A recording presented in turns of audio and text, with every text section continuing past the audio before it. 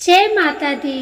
प्रेम से बोलिए संतोषी माता की जय। आज शुक्रवार के दिन आप सुनिए संतोषी माता की व्रत कथा एवं आरती। एक बुढ़िया थी और उसके 7 पुत्र थे। 6 कमाने वाले थे, एक निकम्मा था। बुढ़िया माँ 6 पुत्रों की रसोई बनाती, भोजन कराती और पीछे से जो कुछ बचता सो 7वें को दे देती थी। परंतु वह बड़ा भोला भाला था, मन में कुछ विचार न करता था। एक दिन अपनी बहू से बोला, देखो मेरी माता का मुझ पर कितना प्यार है। वह बोली, क्यों नहीं, सबका जूठा बचा हुआ तुमको खिलाती है। वह बोला, भला ऐसा भी कहीं हो सकता है? मैं जब तक आंखों से देख न लूं मान नहीं सकता। बहू ने हंसकर कहा, तुम देख लोगे तब तो मानोगे। कुछ दिन बाद बड़ा त्योहार आया। घर में 7 प्रकार के भोजन और चूरमा के लड्डू बने। वह जांचने को सिर दर्द का बहाना कर पतला कपड़ा सिर पर ओढ़कर रसोई घर में सो गया और कपड़े में से सब देखता रहा। 6 भाई भोजन करने आए। उसने देखा माँ ने उनके लिए सुंदर सुंदर आसन बिछाए हैं, 7 प्रकार की रसोई परोसी है। वह आग्रह करके जिमाती है। वह देखता रहा। 6 भाई भोजन कर उठे तब माता ने उनकी जूठन थालियों में से लड्डुओं के टुकड़ों को उठाया और एक लड्डू बनाया। जूठन साफ करके माँ ने पुकारा, उठो बेटा, 6 भाई भोजन कर गए, अब तू ही बाकी है, उठना, कब खाएगा? वह कहने लगा, माँ मुझे भोजन नहीं करना, मैं परदेश जा रहा हूँ। माता ने कहा, कल जाता तो आज ही जा। वह बोला, हाँ हाँ आज ही जा रहा हूँ। यह कहकर वह घर से निकल गया। चलते समय बहू की याद आई। वह गौशाला में उबले थाप रही थी। वहीं जाकर उससे बोला, मेरे पास तो कुछ भी नहीं है, यह अंगूठी है, सो ले और अपनी कुछ निशानी मुझे दे। वह बोली, मेरे पास क्या है, यह गोबर भरा हाथ है। यह कहकर उसकी पीठ में गोबर के हाथ की थाप मार दी। वह चल दिया। चलते चलते दूर देश में पहुंचा। वहां पर एक साहूकार की दुकान थी। वहां जाकर कहने लगा, भाई मुझे नौकरी पर रख लो। साहूकार को जरूरत थी। बोला, रह जा। लड़के ने पूछा, तनख्वाह क्या दोगे? साहूकार ने कहा, काम देखकर दाम मिलेगा। साहूकार की नौकरी मिली। वह सवेरे 7 बजे से रात तक नौकरी बजाने लगा। कुछ दिनों में दुकान का सारा लेन देन, हिसाब किताब, ग्राहकों को माल बेचना, सारा काम करने लगा। साहूकार के 7-8 नौकर थे। वे सब चक्कर खाने लगे कि यह तो बहुत होशियार बन गया है।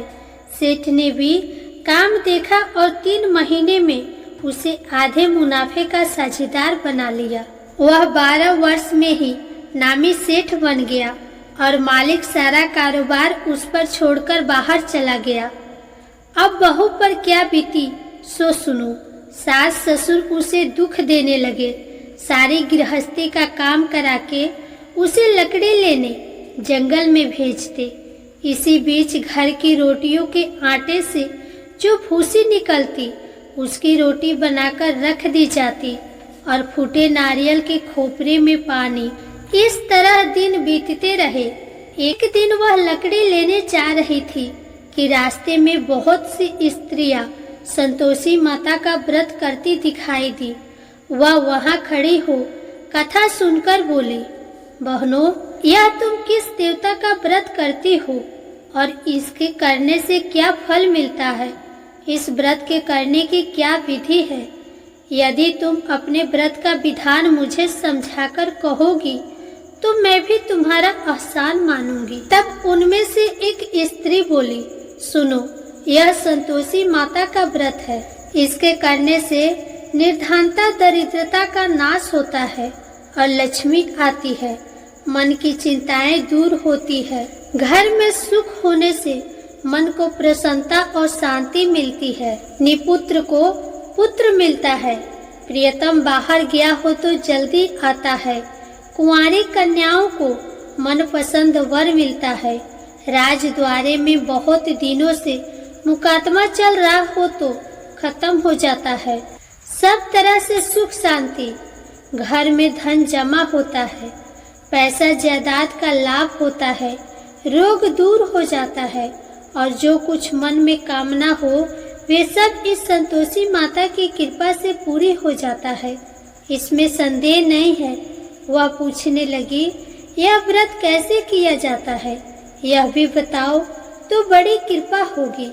स्त्री कहने लगी, 1.25 रुपये का गुड़ चना लेना, इच्छा हो तो 5.25 रुपये का लेना, 11.25 रुपये का भी सहूलियत अनुसार ले सकती हो। बिना परेशानी, श्रद्धा और प्रेम से जितना बन सके सवाई लेना। 1.25 रुपये से 5.25 रुपये तथा इससे भी ज्यादा शक्ति और भक्ति के अनुसार ले लेना। हर शुक्रवार को निराहार रहकर कथा कहना सुनना, इसके बीच क्रम टूटे नहीं। लगातार नियम का पालन करना। सुनने वाला कोई न मिले तो घी का दीपक जला लेना। उसके आगे जल के पात्र को रखकर कथा कहना, परंतु नियम न टूटे। जब तक कार्य सिद्ध न हो नियम का पालन करना और कार्य सिद्ध हो जाने पर ही व्रत का उद्यापन करना। 3 मास में माता फल पूरा करती है। यदि किसी के खोटे ग्रह हो तो माता 1 वर्ष में अवश्य कार्य को सिद्ध करती है। कार्य सिद्ध होने पर ही उद्यापन करना चाहिए, बीच में नहीं। उद्यापन में 2.5 सेर आटे का खाजा तथा इसी परिणाम से खीर तथा चने का साग करना। 8 लड़कों को भोजन कराना। जहाँ तक मिले देवर जेठ भाई बंधु कुटुंब के लड़के लेना। न मिले तो रिश्तेदारों और पड़ोसियों के लड़के बुलाना, उन्हें भोजन कराना। यथाशक्ति दक्षिणा दे माता का नियम पूरा करना।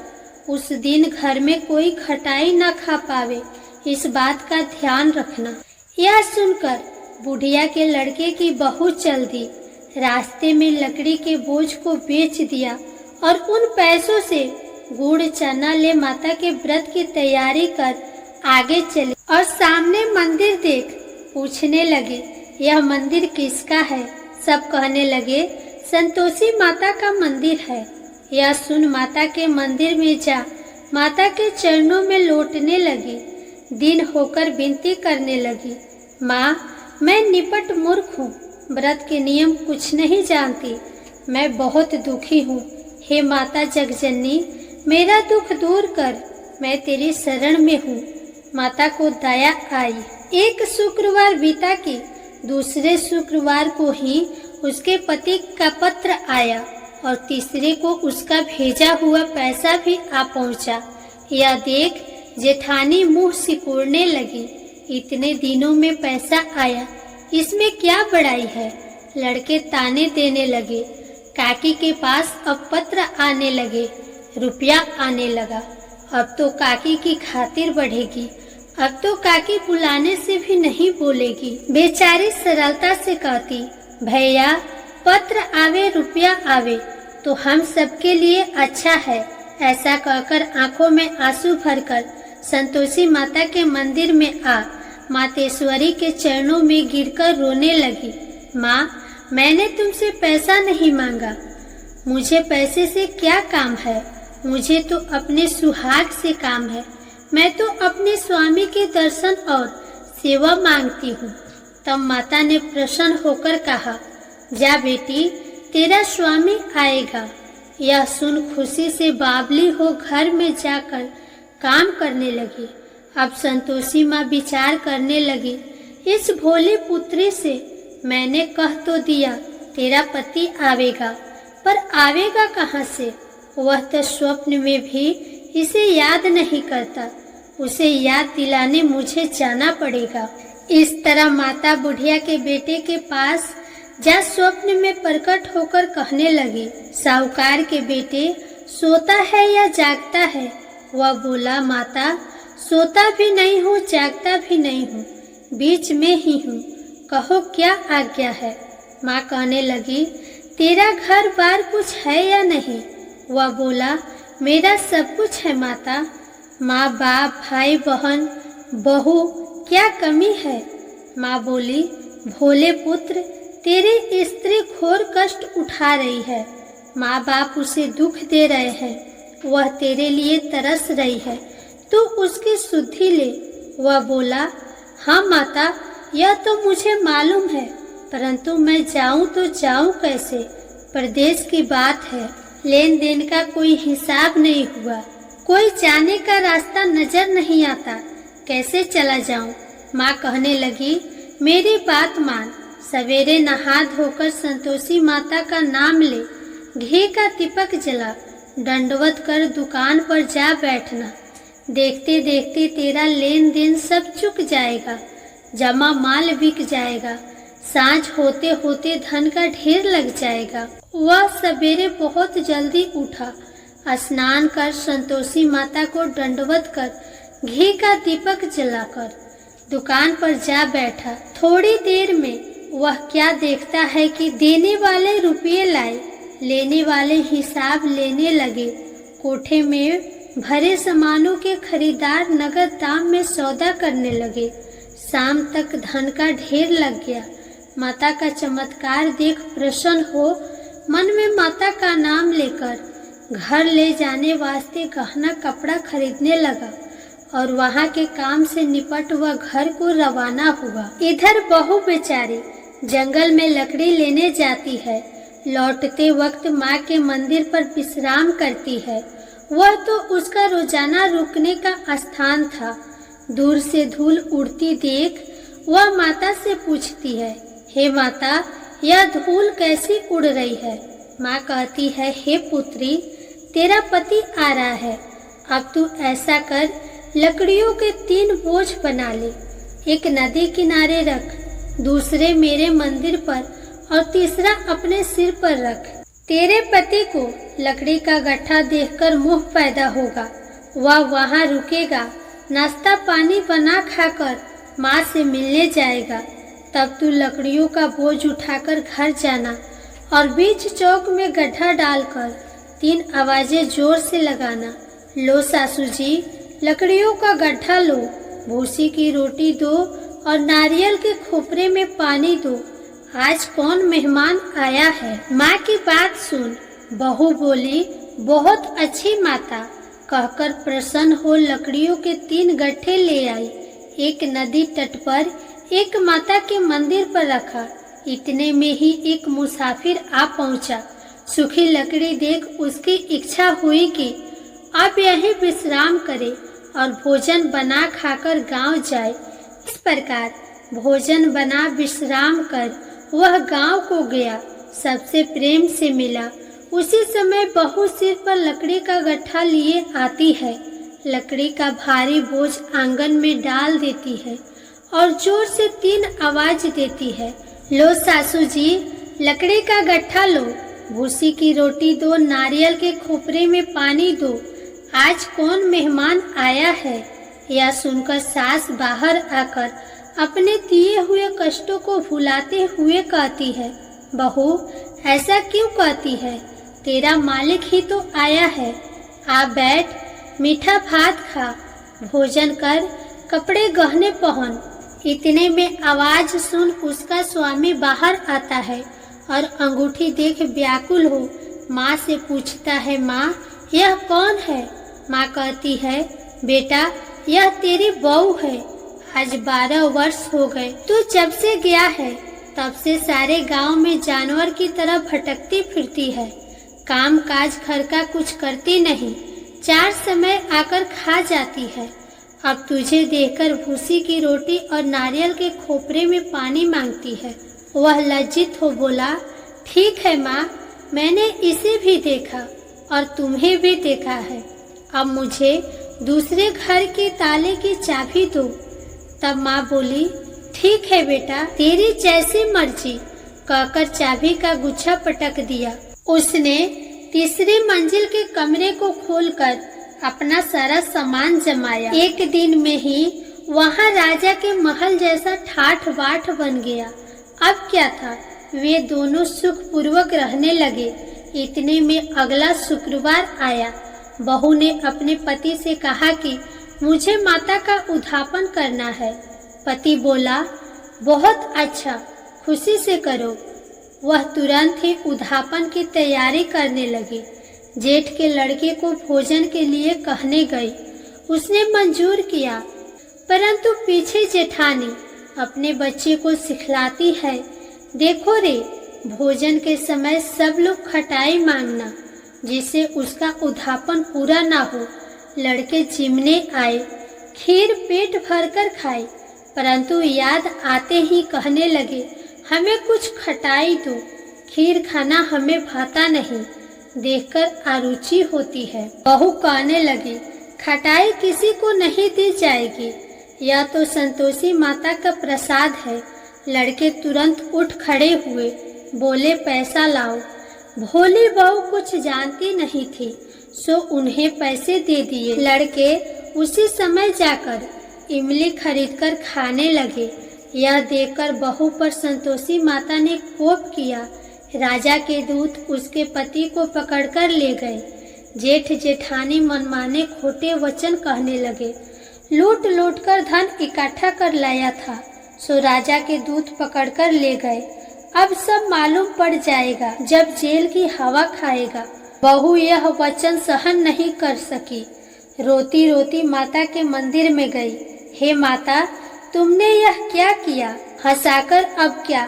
रुलाने लगी। माता बोली, पुत्री, तूने उद्यापन करके मेरे व्रत को भंग किया है। इतनी जल्दी सब बातें भुलाती? वह कहने लगी, माता, भूली तो नहीं हूँ, न कुछ अपराध किया है। मुझे तो लड़कों ने भूल में डाल दिया। मैंने भूल से उन्हें पैसे दे दिए। मुझे क्षमा कर दो माँ। माँ बोली, ऐसी भी कहीं भूल होती है? वह बोली, माँ, मुझे माफ कर दो, मैं फिर तुम्हारा उद्यापन करूँगी। माँ बोली, अब भूल मत करना। वह बोली, अब ना होगी। माँ, अब बतलाओ वह कैसे आवेंगे? माँ बोली, जा पुत्री, तेरा पति तुझे रास्ते में ही आता मिलेगा। वह घर को चले। राह में पति आता मिला। उसने पूछा, तुम कहाँ गए थे? तब वह कहने लगा, इतना धन कमाया है, उसका टैक्स राजा ने मांगा था, वह भरने गया था। वह प्रसन्न हो बोली, भला हुआ, अब घर चलो। कुछ दिन बाद फिर शुक्रवार आया। वह बोली, मुझे माता का उद्यापन करना है। पति ने कहा, करो। वह फिर जेठ के लड़के को भोजन को कहने गई। जेठानी ने तो एक दो बातें सुनाई और लड़कों को सिखा दिया कि तुम पहले ही खटाई मांगना।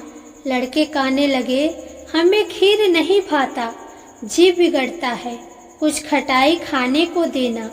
वह बोली, खटाई खाने को नहीं मिलेगा, खाना हो तो खाओ। वह ब्राह्मणों के लड़कों को लाकर भोजन कराने लगी। यथाशक्ति दक्षिणा की जगह एक एक फल उन्हें दिया। इससे संतोषी माता प्रसन्न हुई। माता की कृपा होते ही 9वें मास उसको चंद्रमा के समान सुंदर पुत्र प्राप्त हुआ। पुत्र को लेकर प्रतिदिन माताजी के मंदिर में जाने लगी। माँ ने सोचा कि यह रोज आती है, आज क्यों न मैं ही इसके घर चलूं, इसका आसरा तो देखूं सही। यह विचार कर माता ने भयानक रूप बनाया। गुड़ और चने से सना मुख, ऊपर सूंड के समान होठ, उस पर मखिया भिन भिना रही थी। दहलीज में पांव रखते ही उसकी सास चिल्लाई, देखो रे, कोई चुड़ैल आ रही है, लड़कों इसे भगाओ, नहीं तो किसी को खा जाएगी। लड़के डरने लगे और चिल्लाकर खिड़की बंद करने लगे। छोटी बहू रोशनदान में से देख रही थी। प्रसन्नता से पगली होकर चिल्लाने लगी, आज मेरी माताजी मेरे घर आई है। यह कहकर बच्चे को दूध पिलाने से हटाती है। इतने में सास का क्रोध फूट पड़ा। बोली, इसे देखकर कैसे उतावली हुई है जो बच्चे को पटक दिया। इतने में माँ के प्रताप से जहाँ देखो वही लड़के ही लड़के नजर आने लगे।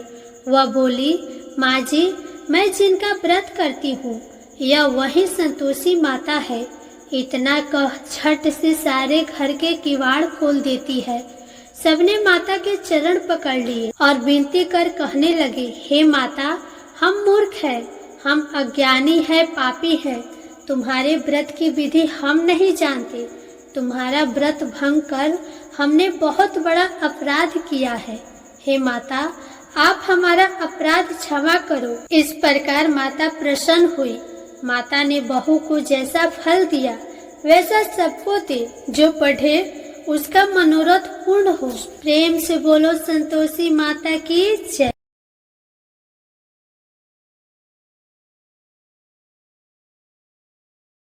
अब आप सुनिए संतोषी माता की आरती। जय संतोषी माता मैया, जय संतोषी माता, अपने सेवक जन की सुख संपत्ति दाता।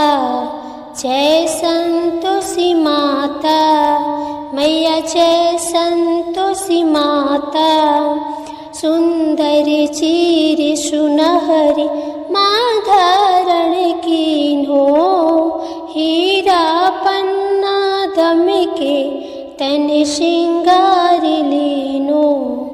जय संतोषी माता मैया, जय संतोषी माता, गेरु लाल छटा छवि बदन कमल सोहे, मंद हसत करुणामयी त्रिभुवन मन मोहे।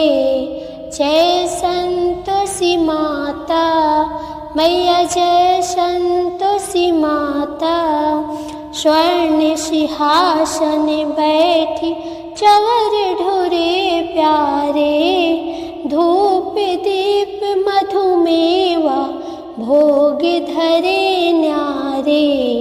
जय संतोषी माता मैया, जय संतोषी माता, उड़े अरुचाना परम प्रिय ताम संतोष कियो, संतोषी कहलाई भक्तन वैभव दियो।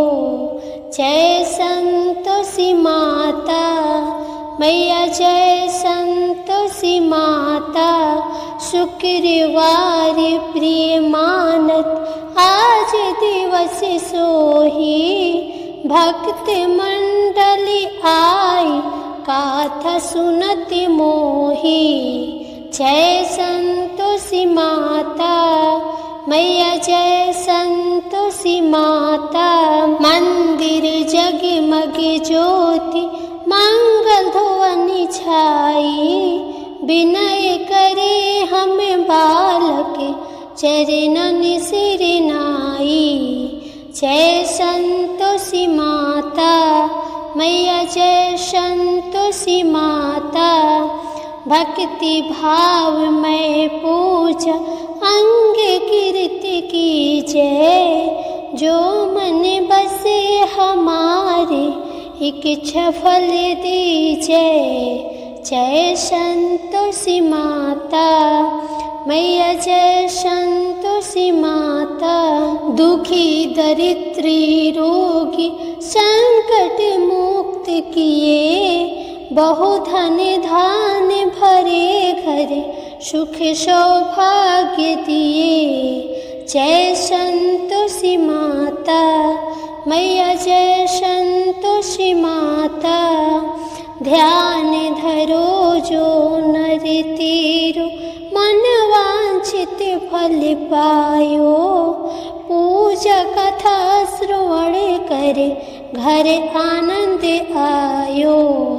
जय संतोषी माता मैया, जय संतोषी माता, शरण गहे की लज्जा रखियो जगदम्बे, संकट तू ही निवारे संकट संकट तू ही निवारे, दयामयी माँ अम्बे। जय संतोषी माता मैया, जय संतोषी माता।